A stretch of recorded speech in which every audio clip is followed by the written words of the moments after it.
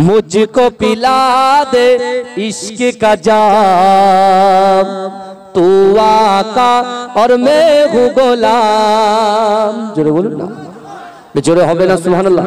मुझको पिला दे इश्क का जाम, तू आका और मैं हूँ गुलाम। रब के दुलारे तुम ही तो हो, सबके सहारे तुम ही तो हो। रब के दुलारे तुम ही तो हो, सबके सहारे तुम ही तो हो। आए नबी जितने दुनिया में सबसे प्यारे तुम ही तो हो। भेज खुदा ने तुमको सलाम, तू आका और मैं हूँ गुलाम। मुझको पिला दे इश्क का जाम, तू आका और मैं हूँ गुलाम। डूबा सूरज वापस पलटे और सजर आ जाए चल के।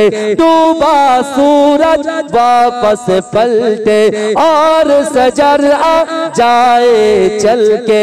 तुम जो चाहो ओ हो जाए, कल में क्या से क्या हो जाए।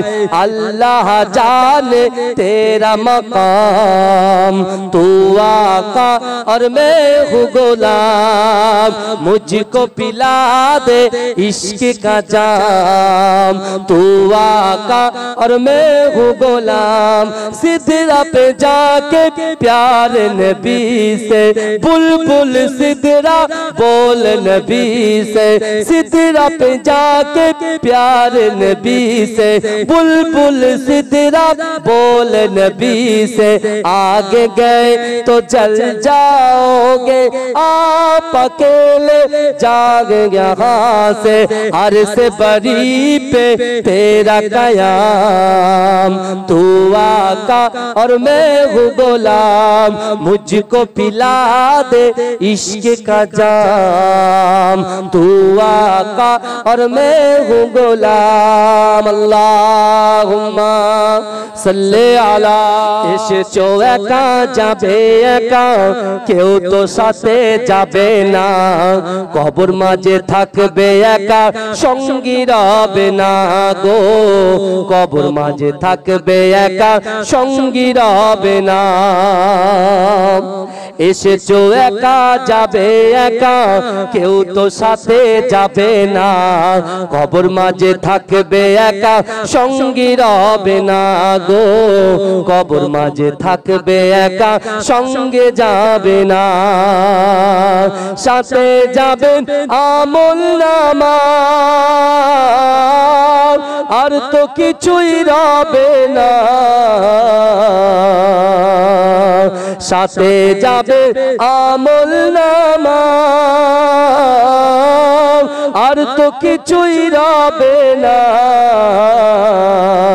গহীন গড়ে যেতে হবে, ওটাই আসল ঠিকানা। কবর মাঝে থাকবে একা, সঙ্গী রবে না গো। কবর মাঝে থাকবে একা, সঙ্গী রবে না। কবর মাঝে আসবে রেখে তোমার সাদের চাঁদ মুখানা। আপন আপন ভাবো যাদের, আপন আপন ভাবো যাদের, কেউ তো আপন হবে না। কবর মাঝে থাকবে একা, সঙ্গী রবে না গো। কবর মাঝে থাকবে একা, সঙ্গী রবে না। করিবে সওয়াল মুনকার নাকির, জবাব যখন পারবে না। করিবে সওয়াল মুনকার নাকির, জবাব যখন পারবে না। মাটি তোমার দেবে পিষে, মাটি তোমার দেবে পিষে, ছাড় যে তুমি পাবে না। কবর মাঝে থাকবে একা সঙ্গী রবে না গো কবর মাঝে থাকবে একা সঙ্গী রবে না এসেছো একা যাবে একা সঙ্গে কেউ যাবে না কবর মাঝে থাকবে একা সঙ্গী রবে না গো কবর মাঝে থাকবে একা সঙ্গী রবে না আল্লাহুম্মা জোরে জোরে পড়েন বাবাজি জোরে জোরে পড়েন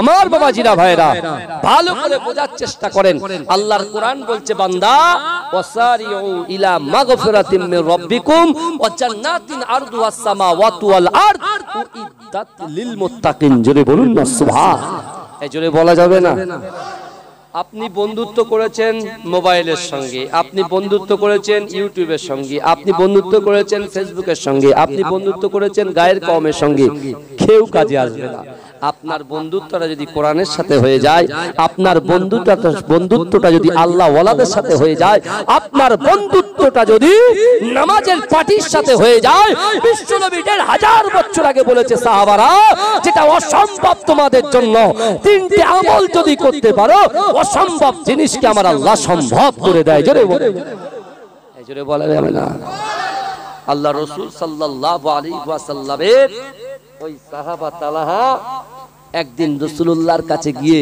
যেদিন তার পিতামাতা ঘরের দরজা বন্ধ করে দিয়েছিল আর বিসমিল্লাহ বলে দরজায় হাত দিয়েছিল দরজা কি হয়েছিল খুলে গিয়েছিল এই তো শুনছেন তাহলে অনেকে শুনে না বুঝতে পেরেছেন হুজুর বলতে হয় তাই বলে বুঝতে পেরেছেন দরজা খুলে ওই মসজিদে নববী এসে রাসূলুল্লাহকে যখন নিজের কষ্টের কথা বললেন আল্লাহ রাসূল তাকে জড়িয়ে ধরলেন হাত করলেন করার পরে রাসূল তাকে চুমা দিয়ে বললেন তালহা আজকে এই মসজিদে নববী যে জায়গাটা তোমার পছন্দ যে জায়গাটা তোমার পছন্দ যে জায়গাটা তোমার পছন্দ ওই জায়গাতে বসে তুমি আল্লাহর কাছে 2 রাকাত নামাজ আদায় করে যেটা চাইবে আল্লাহ তোমাকে সেটা গিফট করবে জোরে বলেন এই জোরে বলেন আমার রাসূল জবান দিয়ে যে কথা বলে আসমানের উপরে ওই কথাটাকে আমার আল্লাহ কবুল করে দেয় জোরে বলেন আমার রাসূলুল্লাহর পাওয়ার কতটা উম্মতে মুহাম্মাদির পাওয়ার কতটা মুসনাদে আমাদের হাদিসটা শুনলে আপনি বুঝতে পারবেন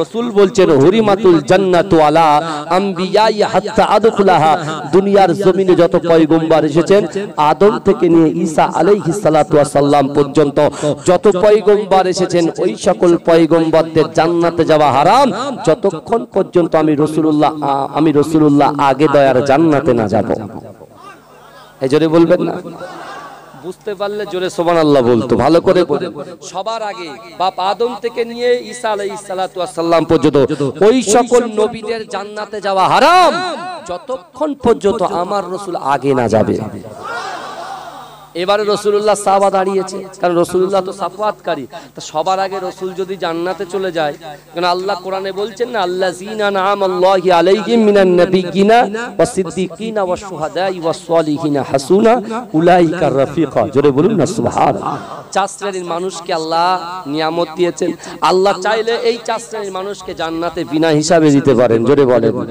সবার আগে নবী জান্নাতে যাবে সাহাবা দাঁড়িয়ে বলছে ইয়া রাসূলুল্লাহ আপনি আগে দয়ার জান্নাতে চলে যাবেন তা আমাদের অবস্থা কি হ্যাঁ আল্লাহ রাসূল বলছেন চোখ দিয়ে পানি রাসূল বলছেন এ আমার সাহাবারা হুরিমাতুল জান্নাতু আলা উমামি হুরিমাতুল জান্নাতু আলা উমামি হাত্তা তাদখুলাহা দুনিয়ার জমিনে যত পয়গম্বর এসেছেন আদম থেকে নিয়ে ঈসা আলাইহিস সালাতু ওয়াস সালাম পর্যন্ত যত পয়গম্বর এসেছে ওই সকল পয়গম্বরের যত উম্মত এসেছে ওই সকল উম্মতিদের জান্নাতে যাওয়া ততক্ষণ পর্যন্ত হারাম যতক্ষণ পর্যন্ত আমি রাসূলুল্লাহ আমার উম্মত আগে দয়ার জান্নাতে না যাবে এই জোরে বলেন তাহলে আল্লাহ কত সম্মান ইজ্জতকে রাসূলুল্লাহর উম্মত হওয়ার জন্য বাড়িয়েছে আল্লাহ রাসূল বলছে আমার উম্মত আগে জান্নাতে যাবে তারপরে আদম থেকে নিয়ে ঈসা পর্যন্ত যত উম্মত এসে তারা যাবে আগে আমরা যাব, তারপরে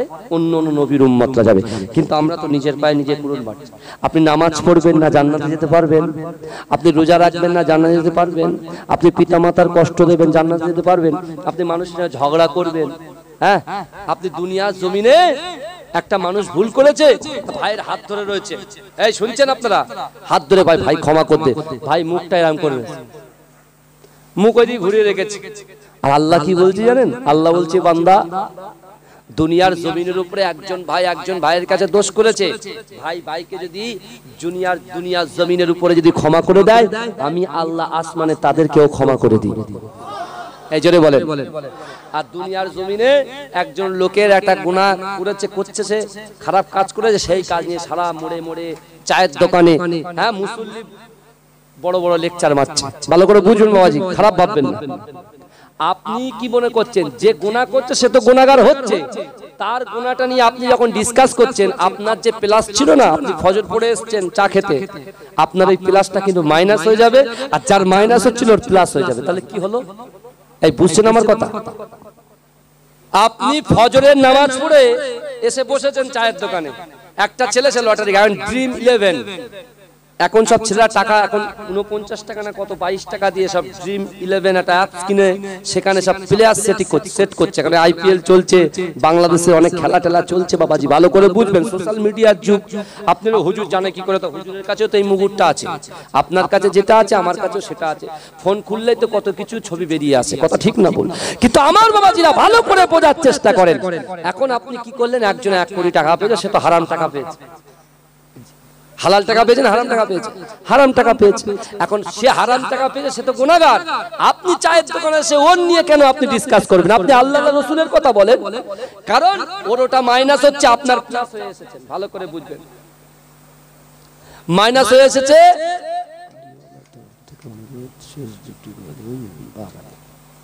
আমার বাবা যেটা ভালো করে শোনেন, তাহলে যে ছেলেটা টাকাটা পেলো হারাম টাকা, ওর কি হলো? মাইনাস হচ্ছে, তাই তো?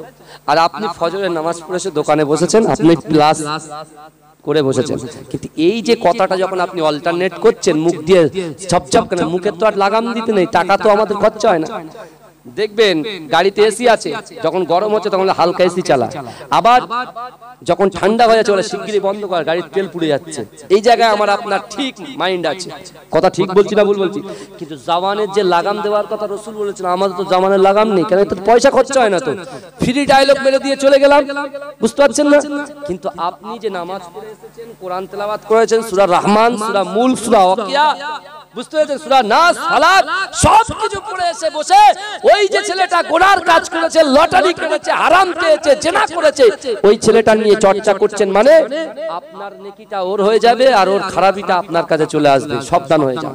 ওই জন্য আল গীবাতু আসাদ্দু মিনাল জিনা, পরচর্চা পরনিন্দা হচ্ছে জিনা স্বরূপ। আপনি নিজে চুপচাপ থাকেন, কারণ বর্তমান শেষ জামানা, বুঝতে পেরেছেন বাবাজি? এখন এই জামানা ঈমান রাখা বড় কঠিন। কচুর পাতায় পানি যেমন দাঁড়াতে পারে না, ঈমানও ঠিকঠাক ভাবে দাঁড়াবে না, স্লিপ খেয়ে বেরিয়ে যাবে। তাই আমি আপনাদের পীরের আওলাদ হিসেবে আপনাদেরকে একটা কথা বলতে চাই, আপনার কলিজার ভিতরে আল্লাহর এই কোরআনটাকে, কোরআনের আয়াতটাকে স্থান দিন। আল্লাহর কোরআন বলছে ওয়ালিমান খাফা মাকামা রাব্বিহি জান্নাতান, জোরে বলুন না সুবহানাল্লাহ। আল্লাহ বলছে আমার বান্দা বান্দীরা দুনিয়ার জমিনে আমি আল্লাহ কিয়ামতের মাঠে দাঁড়ানোকে যদি ভয় করে আসে, তাদের সেই বান্দা সেই বান্দি, যুবক হোক আর পুরুষ হোক নারী হোক, যেই হোক তার কলিজার ভিতরে আমি আল্লাহর ভয় যদি থাকে, আমি আল্লাহ তাকে 2টো জান্নাত দেব। জোরে বলুন না সুবহানাল্লাহ, জোরে বলবেন। তা আমাদের এই গ্রাম থেকে, আপনার মালিয়াডাঙ্গা গ্রাম থেকে যারা ইন্তেকাল করেছে, তাদের কলিজার ভিতরে যদি আল্লাহর ভয় থাকে, আপনি নিশ্চিন্তে থাকুন, তারা জান্নাতের ভিতরেই আছে। জোরে বলুন না সুবহানাল্লাহ। আর যারা আল্লাহকে ভয় করে, তারা কখনো লটারি কাটে? লটারি কাটা হারাম, জেনা করা হারাম, সুদ খাওয়া হারাম, মদ খাওয়া হারাম, বুঝতে পারছেন না? আর এখন তো আল্লাহ রুজি দিচ্ছেন, যুবকরা 750 850 টাকা করে ইনকাম করছে প্রচুর জায়গায়। দেখেন আপনাদের দোয়ার বরকতে আল্লাহ করে এমন কোন জায়গা নাই যে যেখানে আমি যাইনি। আলহামদুলিল্লাহ, আপনাদের শুকর আদায় করে বলছি আল্লাহর। বিশ্বাস করেন, আমি নিজে চাকরি করতাম মুর্শিদাবাদ মানিকচক হাই মাদ্রাসা, বুঝতে পেরেছেন? আপনাদের এলাকায় আমার একটা, আমরা একই কলিগ, গোলদার বলে বাংলা অনার্স পিজিতে চাকরি করে, ও মুর্শিদাবাদে ছিল, হ্যাঁ এখন চলে এসছে আপনার এদিকে কোথাও একটা চলে আসছে, আমিও চলে এসেছি টাকিতে, বুঝতে পেরেছেন? আলহামদুলিল্লাহ আপনাদের এলাকার ছেলেরা খুব শিক্ষিত আমি জানি, এখানে অনেক আমার বন্ধুরা আছে, আমার কলিগ অনেক আছে যারা চাকরি বাকরি করে এখন, কিন্তু বিশ্বাস করে ভালো করে বুঝবেন আপনি যে ভালো কাজটা করে এসেছেন আজকে, কিন্তু আপনি এই পরচর্চা পরনিন্দার ভিতরে পড়ে গেলে কিন্তু আপনার সেই কাজটা কি হয়ে যাবে, আপনার নেকিটা হ্রাস পাবে, ছোট হয়ে যাবে। আর ছোট যখন হবে তখন কোনো কাজে আসবে না। কারণ কি জানেন, আল্লাহ পাক নবী বলছেন যে আল্লাহর হাতে যখন তারাজ্জু থাকবে, পাল্লা থাকবে, 5টা প্রশ্ন আল্লাহ বান্দাকে করবে। কটা প্রশ্ন করবে? 5টা। প্রথম প্রশ্ন একটা বলে তারপর আমি তালহার কাছে যাচ্ছি, ভালো করে বুঝেন।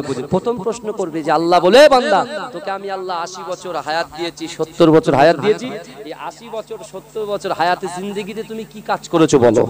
এখন তোমার বয়স 30-35 পার, এখনো সুন্নতের তরিকায় নেই, এখনো ইচ্ছা মতো আমরা শুধু এটাই বলি, जो भी होगा बाद में देखा जाएगा, जो भी होगा बाद में देखा जाएगा। বুঝতে পারছেন না? গরম হচ্ছে, পানি হয় না, আমাদের কোনো টেনশন আছে? এই কথা বলেন না, হ্যাঁ? কোনো টেনশন নেই, কোনো চিন্তা নেই, কোনো ভাবনা নেই। বিশ্বাস করেন পানি কেন হয় না?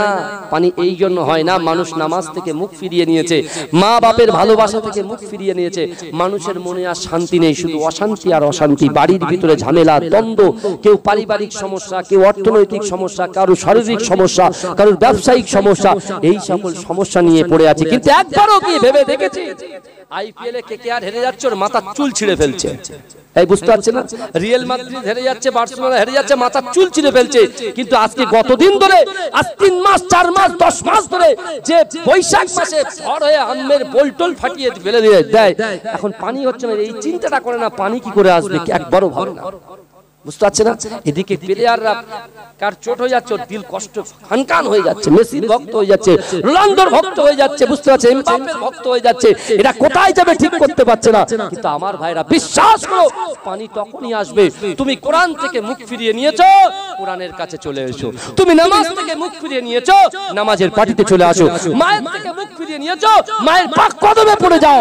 বাপের থেকে মুখ ফিরিয়ে নিয়েছো, বাপের কদমে পড়ে যাও। তুমি হালাল ব্যবসা ছেড়ে হারাম ব্যবসায় মন দিয়েছো, এসো হারাম ব্যবসা ছেড়ে দিয়ে হালাল ব্যবসায় চলে এসো, দেখবে আল্লাহ সাথে সাথে বৃষ্টি বর্ষণ করবে।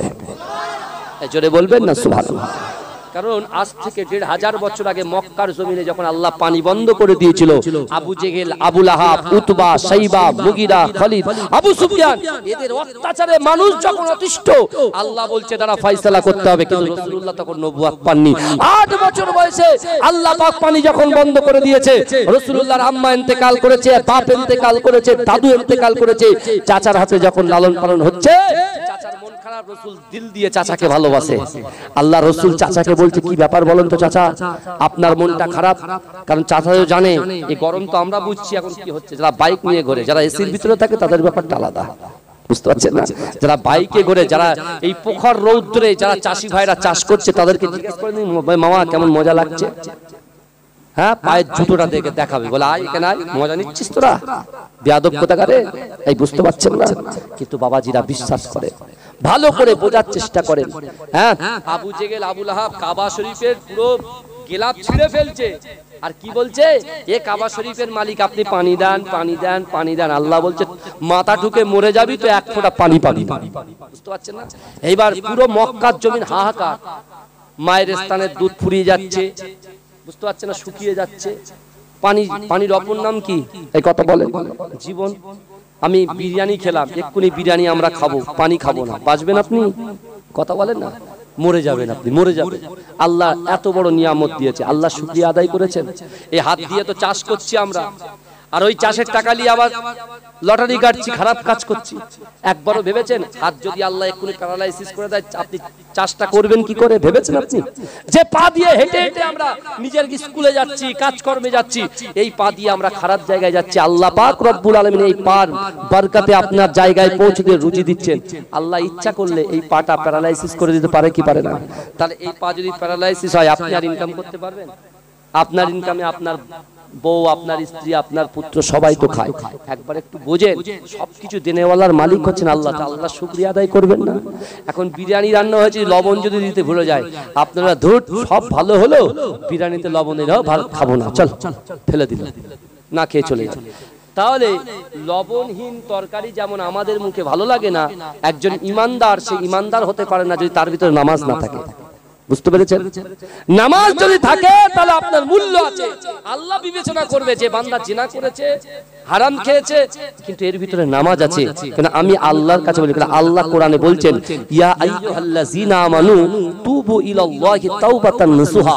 আল্লাহ বলছে বান্দা তোমরা যদি তওবার মতো তওবা করতে পারো, আমি আল্লাহ তোমাদের পিছনের গুনাহ, জিনার গুনাহ, হারামের গুনাহ আমি আল্লাহ ক্ষমা করে দেবো। জোরে বলেন, এই জোরে বলবেন না আমার ভাইরা?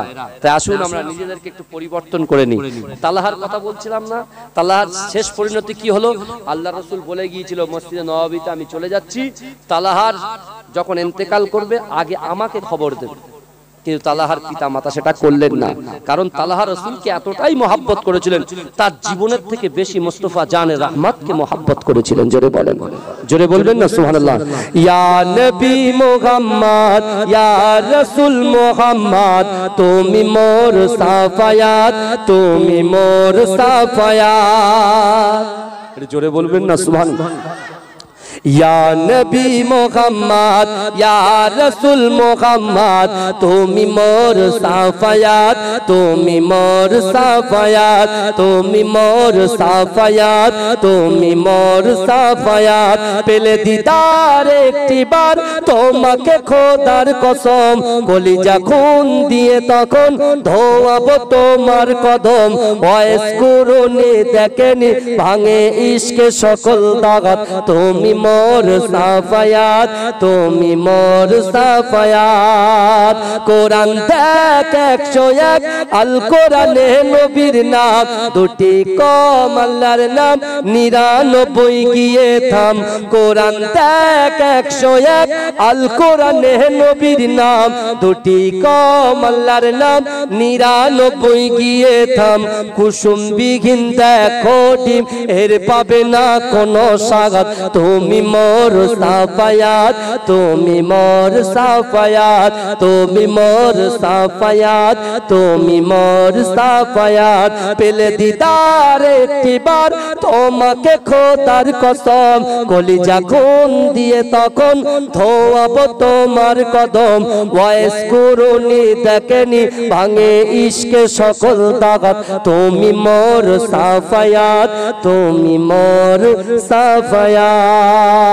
আল্লাহুম্মা সাল্লি আলা।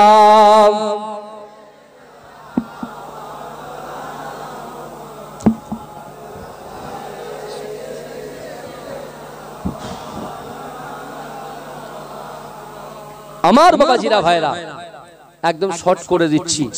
হযরত তালহা রাদিয়াল্লাহু তাআলা ইন্তেকাল করলেন, কি তারা যখন হুশ আসতো তখন কি বলে চিক মারতো? নবী নবী করে। কি বলে চিক মারতো?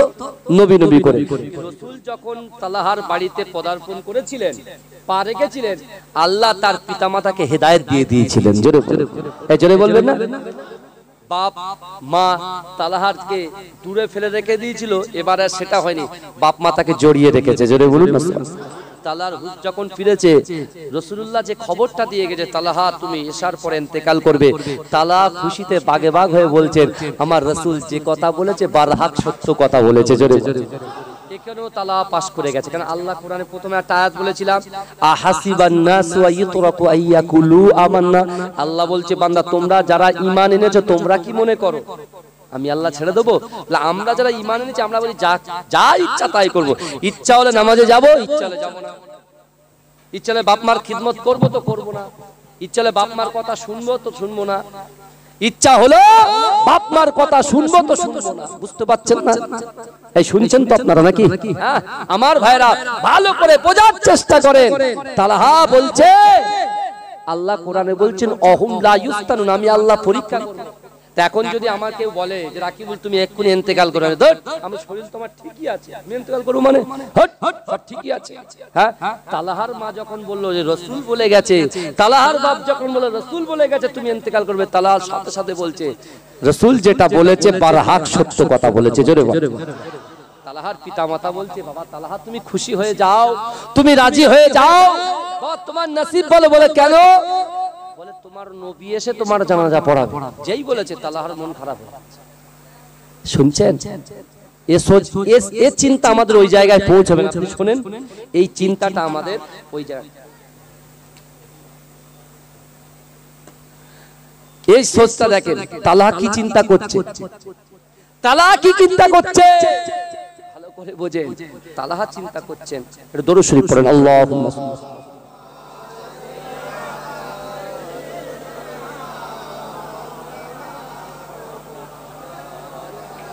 জলসায় আছি, পরে ফোন করেন, জলসায় আছি।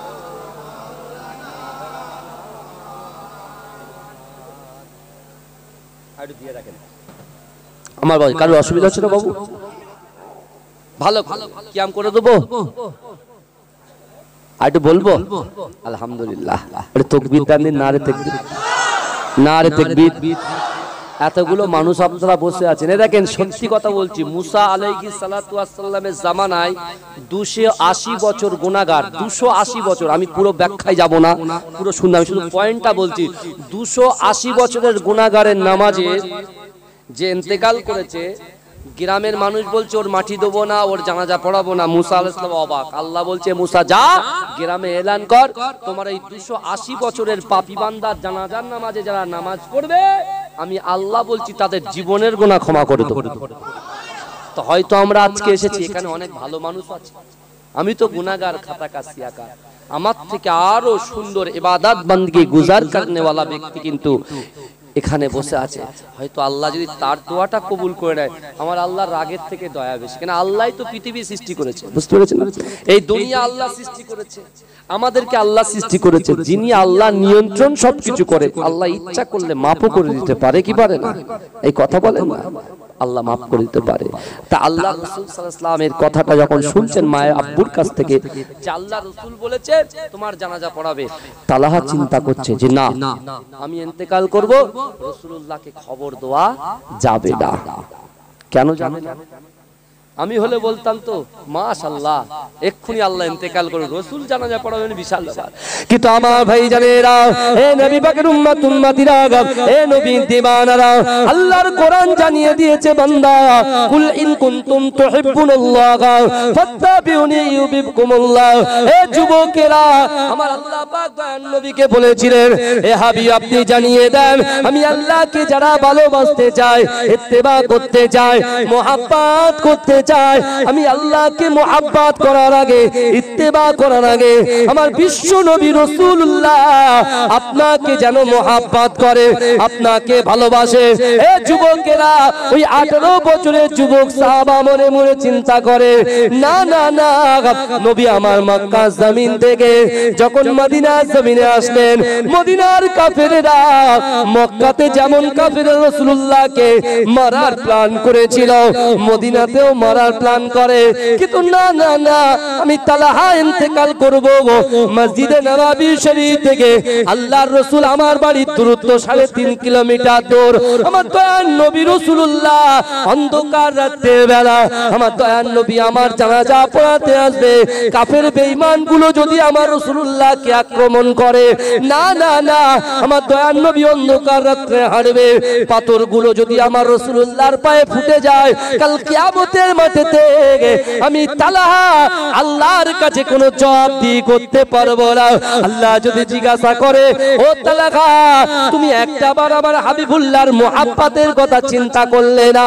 এ যুবকেরা, এ নবী পাকের উম্মত উম্মতিরা, এই না চিন্তা করে তালাহা তার পিতামাতাকে বলল, আম্মা জান, আব্বা জান, না না না, আল্লাহর রাসূলের কোন সাহাবাকে ডেকে আমি তালাহার দাফনের কাজটা সমাধান করে দিও। এজন্য বলেন কেমন সোচ, কেমন চিন্তা দেখেন। আর আল্লাহ বলছে, বান্দা ইন্না রাব্বাকা লাবিল মিরসাদ, নিশ্চয়ই আমি আল্লাহ আমার বান্দা বান্দীদের দিকে সতর্ক দৃষ্টি রাখি। আল্লাহ কেমন করে দেখেন? আল মিরসাদের ব্যাখ্যা করতে গিয়ে তাফসীর কারকরা বলছেন, একটা শিকারী যখন শিকার করে, বাবাজি আপনি বলুন তো দেখি, ওই শিকারীটা সঙ্গে সঙ্গে শিকার ধরে না তার দিকে তাকিয়ে থাকে? এই কথা বলেন না, একটা শিকারী যখন শিকার করে সাথে সাথে ধরে না, তার দিকে তাকিয়ে থাকে, তার দিকে তাকিয়ে থাকে। তা আল মিরসাদের ব্যাখ্যা করতে গিয়ে তাফসীর কারকরা বলছেন একটা শিকারী যেমন শিকারের দিকে তাকিয়ে থাকে, তার থেকে কোটি কোটি কোটি কোটি গুণ বেশি আমার আল্লাহ তার বান্দা বান্দীদের দিকে তাকিয়ে থাকে। এই জন্য বলুন না, আজকে দিনে আল্লাহ দেখছে এই প্রখর রৌদ্রের মাঝখানে মানুষ হাসপাস করছে, বুঝলেন না, হাসপাস করছে, তাই না? হ্যাঁ, তারপরেও কোরআন শোনার জন্য একজন মাইয়্যিতকে তার রূহের মাগফিরাতের উদ্দেশ্যে আপনা তাদের ডাকে সাড়া দিয়ে যারা এসেছেন, আমার আল্লাহ ফেরেশতাদেরকে বলছে যা, আমি আল্লাহ বলছি আমার বান্দা বান্দীরা জান্নাতের বাগানে বসে ওয়ায়ুসাব্বিহুনাকা ওয়ায়ুহাম্মিদুনাকা ওয়ায়ুকাব্বিরুনাকা সুবহানাল্লাহ আলহামদুলিল্লাহ আল্লাহু আকবার বলে তাকবীর দিয়েছে, আমি আল্লাহ তাদেরকে মাফ করে দিলাম। জোরে বলুন। আচ্ছা, আমাদের এতগুলো মানুষকে যদি আল্লাহ ক্ষমা করে দেয় তা আমার আল্লাহর কোনো ক্ষতি হবে? এই কথা বলেন না। হ্যাঁ, আমি হয়তো এই লোক ভুল করেছে, আমি মাফ করে দিলে হয়তো আমার ক্ষতি হতে পারে, কিন্তু আমার আল্লাহর কোনো ক্ষতি হবে না। জোরে বলবেন না সুবহানাল্লাহ, জোরে বলবেন না। তালহার দাফন কার্য সব কমপ্লিট। রাসূলুল্লাহ সাহাবা বেলাল হুজুর এসেছেন, রাসূলুল্লাহ জিজ্ঞাসা করছে বাবা বেলাল সে তালহার খবর কি? বলে ইয়া রাসূলুল্লাহ তালহার কাপন দাপন সব হয়ে গেছে। যেই বলেছে আল্লাহর রাসূল আবার বসে পড়ে ঝরঝর করে কাঁদছেন। রাসূলুল্লাহর সাথে আবু বকর সিদ্দিক আছে, ওমরে ফারুক আছে, শেরে খোদা আলী আছে। জোরে বলুন না সুবহানাল্লাহ। আল্লাহ রাসূল যখন কাঁদছে, আল্লাহ রাসূল এ আবু বকর ওমর আলী চলো তালহার কবরের সামনে চলো, তালহার কবরটাকে আমি রাসূল জিয়ারত করব। জোরে বলুন। এই তো রাসূল যাচ্ছে ঠেকান, রাসূল জিয়ারত করতে যাচ্ছে কার কবর? তালহার কবর জিয়ারত করতে যাচ্ছে। জোরে বলুন না সুবহানাল্লাহ। আর যার কবরটা জিয়ারত করতে তার সোচটা দেখেন, রাসূল জানাজা পড়ালে তো জান্নাত, সে বলছে আমার রাসূল জানাজা যাতে না পড়ায়, কারণ রাসূলুল্লাহকে কাফেররা মারার চক্রান্ত করছে। রাসূল ওই রাস্তা দিয়ে হেঁটে যাবে, আমার রাসূলুল্লাহর পায়ে কাকর ফুটবে, পাথর ফুটবে, আর এই প্রখর গরমের মধ্যে রাসূল আসবে, এটা হতে পারে না। জোরে বলবেন না। এই চিন্তা আমাদের আছে। আমরা নামাজ পড়ি না, আমার রাসূল তো, আপনি এক্ষুনি বললেন আমার রাসূল জিন্দা, তা আমার রাসূল তো সব খবর রাখছেন, আল্লাহ খবর দিচ্ছেন, রাসূল রাখছেন। তাহলে এখন আমরা যারা নামাজ পড়ছি না, তাহলে আমার রাসূল কত কষ্ট পাচ্ছেন? এই কথা বলেন। দরুদ শরীফ পড়েন আল্লাহুম্মা। জলসা আছে স্যার, জলসা করছি, আমি পরে ফোন করছি।